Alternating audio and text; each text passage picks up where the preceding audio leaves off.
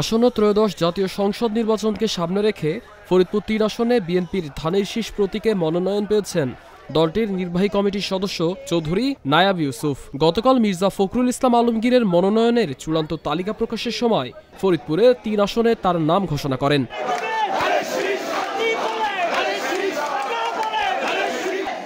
নায়াব ইউসুফ দলের একজন গুরুত্বপূর্ণ সংগঠক হিসেবে পরিচিত।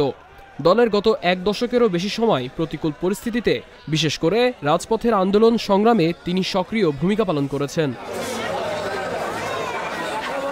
ফরিদপুর বিএনপি ও অঙ্গ সংগঠনের তৃণমূল নেতাকর্মীদের সংগঠিত রাখতে এবং কেন্দ্রীয় নির্দেশনা বাস্তবায়নে তাকে অগ্রণী ভূমিকা পালন করতে দেখা গেছে।